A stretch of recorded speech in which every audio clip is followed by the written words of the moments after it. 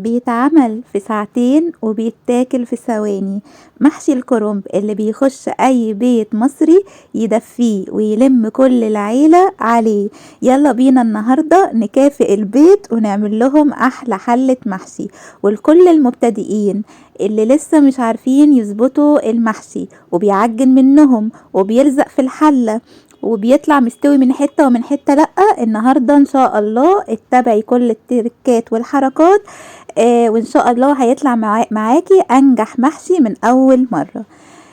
زي ما انتوا شايفين كده بقى، اديله ادي الله الله. الريحة بقى يا جماعة مقولكوش بقى يا جماعة، النهاردة متغدية الساعة 7 بسبب حلة المحشي دي.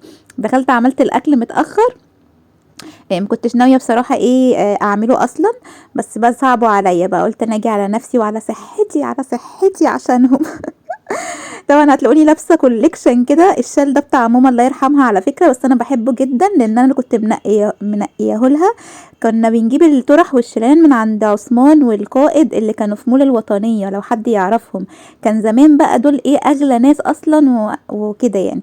ماما الله يرحمها كانت ست شيك كده، وكانت بتجيب حاجتها غاليه وما شاء الله يعني. كانت بتجيب العبايات بتاعتها من عند جينا اللي هو في شارع ابو قير لو تعرفوه، والشنط والجزم وكده من عند كوبس، والطرح من عند عثمان. طبعا كل الناس يعني اللي في الجيل بتاعها هيبقوا عارفينهم. فكانت ست شيك وراقيه كده في نفسها، يعني انا اعتبر جنبها ولا حاجه. فانا معتزه جدا بالشيل.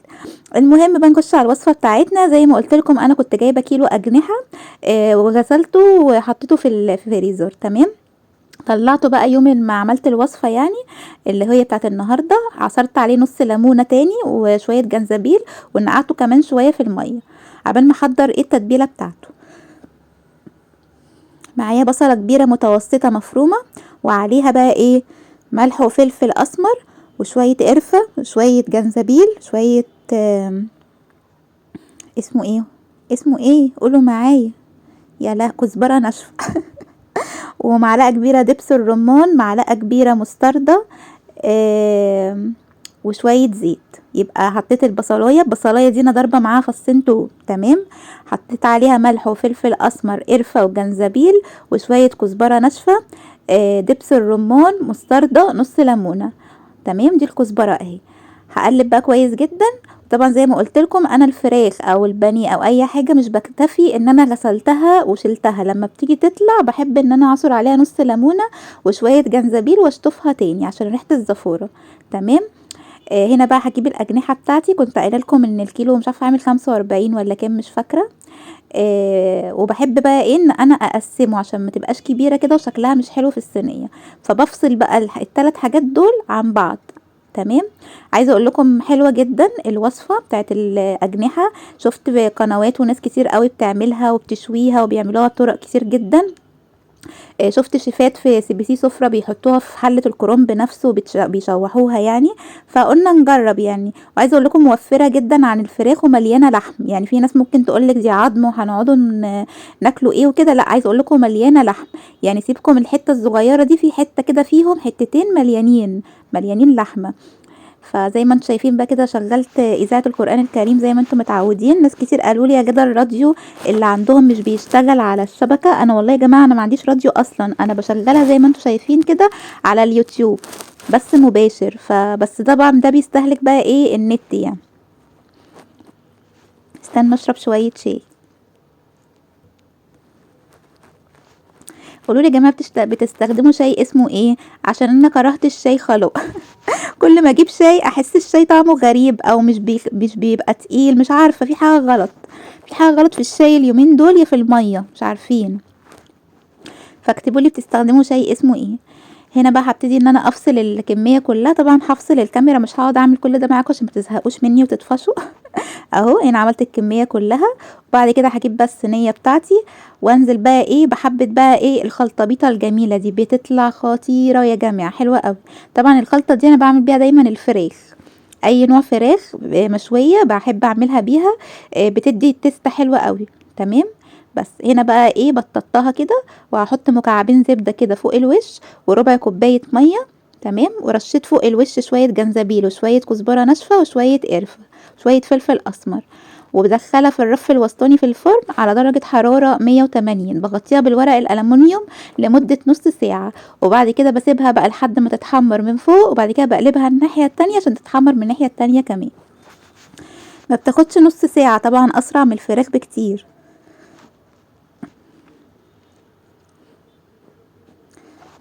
متنسوش تحطولي الكومنت واللايك. انتوا هتلاقوني بسكت عشان كلت المحشي حسيته طبق على نفسي. بقالي كتير قوي ما عملتلهمش محشي، فبصوا ايه فرحانين بقى، كانوا هيزغرطوا النهارده. بس والله غصب عني بيتعبني قوي المحشي ده، لان انا ما بعرفش احشي وانا قاعده، ودي مشكله قوميه. أنا بحشي المحاشي كلها وانا واقفه على رجلي، وكذا دكتور يقول لي كده غلط، انت سنك صغير، عبال ما تكبري غلط على الرجل والدوالي وكده. جربت اقعد يا جماعه واحط مخدات واحط كرسي واقعد على الارض، مفيش فايده، بحس ان انا ظهري هيتقسم، وبحس ان انا اسرع في عمايل المحشي وانا واقفه على رجلي. مش عارفه بقى حد زي كده ولا ايه. يلا بينا بقى نعمل الخلطة. اللي انا بقى ايه طبعا سرقتها من ماما ومن عمته وكده. هم دايما بيعملوها كده في بيتنا، احنا دايما بنعمل محشي مسبك يا جماعة، استحالة ناكل المحشي ني في ني، استحالة، ما بعرفش اكله. بصوا بقى، انا حطيت معلقه سمنه بلدي او فلاحي، وعليها معلقتين زيت. نزلت بصلتين كبار متوسطين مضروب معاهم 3 فصوص توم في الكبه، تمام.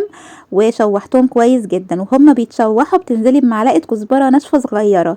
في الحته دي بقى هتشمي احلى ريحه بصل في حياتك، هيوديلك المحشي في حته تانية خالص. التركات ديت هي مش افتكاسات وفلسفه، دي بتدي فعلا طعم للاكل، تمام. حطيت معلقتين كبار صلصه، وهسيب الصلصه تاخد وتدي كده مع البصل، وبعد كده هنزل بكيلو طماطم ضرباه في الخلاط مع ربع كوبايه ميه، تمام. انا كانت ماما الله يرحمها وعمته معودنا ان احنا خلطه المحشي نسيبها صيصه شويه، ليه؟ علشان تنزل لنا صوص طماطم جوه المحشي لما نيجي نسقيه، فبتدي طعم ونكهه. في ناس بتنشف الخلطه، احنا بقى حسب ما كل واحد وتعود. احنا عندنا كده، هما بيبقوا قاصدين يسيبوا شويه صوص عشان ينزل البهاريز دي اللي تسوي المحشي. عايزه اقول لكم بحط الشوربه غير كوبايه شوربه واحده، لان الطماطم دي كلها بتنزل لي في المحشي، لان انا مش ببقى منشفاها، فبتدي طعم بقى خطير. حطيت الملح والفلفل الاسمر، معلقه كمون ومعلقه كزبرتين.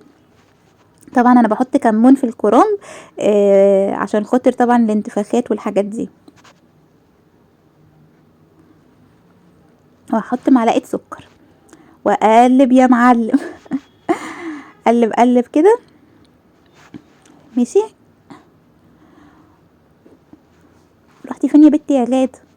هنا بقى رجعت لكم تاني اهو، غطيتها بقى وسبتها ايه تتسبك. هنيجي بقى على الصينيه اللي هنعمل فيها المحشي بتاعنا. وانا بحب قوي اعمل المحاشي في الالومنيوم عشان افكركم بايام زمان بقى يا جماعه. طب حطيت ايه بقى في الحله؟ بصلايه وطماطمايه وفلفلايه متقطعين دواير، وعليهم رشه ملح وفلفل اسمر. دعكتهم وسبتهم في ارضيه الحله. هنا الطماطم اتسبكت، نزلت بقى بالبقدونس والكزبره والشبت، طبعا غسلتهم وقطعتهم، وكيلو رز، تمام. لان طبعا الكرنبايه اللي انا كنت جايباها لكم في فيديو المشتريات، ما شاء الله ما شاء الله ما شاء الله، عملت طبقين كرنب كبار. انا فرستها طبعا، الوقت اللي كنت فيه قلت لكم مش هقدر اعملها، سلقتها وقطعتها، عملوا طبقين كبار. فتخيلي انت جايبه مثلا الكرنبايه ب35 وهتاكلك مرتين، سعرها حلو جدا، وعملت كميه ما شاء الله كانت مليانه يعني. فهوريكم الطبق، يعني الطبق منها واحد عمل لي حله الالومنيوم دي لحد اخرها خالص. ولسه عندي طبق تاني، فالكرنبه ما شاء الله يعني. بس هنا بقى قلبت الخلطه، هتلاحظوا ان هي فيها حوالي ربع كوبايه صلصه صيصه شويه، واحنا قاصدين، احنا عيلتنا بتقصد تعمل الحركه دي يا جماعه. ماشي اهو. ادي ده بقى كده طبق، وفي طبق زيه بالظبط في الفريزر، ده كله من كرنبايه واحده، اللي انا كنت جايباها من عند الفكهاني لو تفتكروا، اللي كنت طالباها دليفري. حلوه جدا ما شاء الله. بشكر طبعا عم الفكهاني ان هو كان عنده ضمير وادانا الكرنبايه، طلعت زي العسل، طلعت زبده زبده زبده. كان هين عليا اجيب طبق واروح لعمه اقول له متشكرين يا عمو. متشكرين يا عم الحاج، مش عارفه اودي جمايلك فين والله يا عم الحاج، الكرنبايه طلعت جميله. بص بقى هنا، تبتدي كده ترصي الرز كده بالطول، وعادي عادي ايديكي هتتلحوس عادي، ده بيحصل في ايدينا كلنا يعني، استحالة تكوني بتحشي محشي وما تبهدليش الدنيا. بس طبعًا هنا بقى تقعدي تستغفري ربنا. أنا بقى كنت مشغّلة بصراحة إذاعة القرآن الكريم جميلة جدًا بقى، الناس بتقعد تتصل تسأل أسئلة في التفسير، وبعد كده بقى إيه، عمكم النكشبندي بيقعد يقول كده شوية اسمها إيه، تواشيح، وبعد كده بيقعدوا يجيبوا القرآن بقى بأصوات الشيوخ، وبصراحة جميلة بتسليني بقى. فباقعد كده بقى إيه، زي كل الحلة دي أنا باحشيها وأنا واقفة زي ما أنتم شايفين كده، استحالة أقعد، يعني أتمنى إن أنا أعرف أقعد بصراحة، عشان بُصّوا الموضوع صعب أوي إن الإنسان يبقى عنده طَبع إنه يعمل حاجة وهو واقف، ده بصراحة حاجة صعبة أوي. فاكتبوا لي حد زيي كده يا جماعة، والّا أنا اللي عندي حالة نفسية والّا إيه؟ أهو، ماشي. بُصّوا بقى، أنا باحشي الكرنب زي ما أنتم شايفين كده جنب بعض وكده. طيب هنا بقى خلاص حشيت الحلة كلها. في ناس بتحط طبق، وناس بتحط غطا، وناس بتعمل حاجات كتير كده، أنا ما باعملش كل ده. أهم حاجة عشان المحشي كله يستوي يبقى كله نفس السوا، الحتة اللي أنا باعملها دي، تهزي الحلة، كل ما تحطي شوربة تهزي الحلة، كل ما تحطي شوربة تهزي الحلة، يمين وشمال ومن الجوانب، وتتأكدي كده إن أنتِ بتجلجلي الشوربة. أهو بُصّي أنا باعمل إيه، من الجوانب وأهز يمين وشمال، استحالة صوبع يطلع مش مستوي، ولا ليها علاقة بالرصة، ولا ليها علاقة بالغطا اللي بتحطوه والطبق اللي بتحطوه والحاجات اللي بتحطوها دي خالص. هي ليها علاقة إن تكون الشوربة والمية واصلة لكل المحشيّاية يعني. هنا بقى أول ما بكبك كده نزلت بقى بمعلقة سمنة كبيرة كده، وسِبته بقى لحد ما يتشرب، وباوطّي عليه النار، ما فيش أسهل من كده. هنا بقى اسمها إيه، أنا كنت باعمل إيه، الأجنحة بتاعتنا طلعت أهي، طلعت خطيرة ولونها خطير، والمحشي طالع سخن مولّع. كان بودي أدوّقكم والله يا جماعة، كان بودي تاخدوا صباع. أهو بصوا، خطير خطير خطير، اوعى وشك لحد يغشك. بس كده، ده كان بقى الفيديو بتاعي النهاردة. أتمنى إن شاء الله تكون الوصفة عجبتكم وتجربوها. اللهم اجعلني خيرا مما تظنون، واغفر لي ما لا تعلمون. ربنا آتنا في الدنيا حسنة وفي الآخرة حسنة وقنا عذاب النار.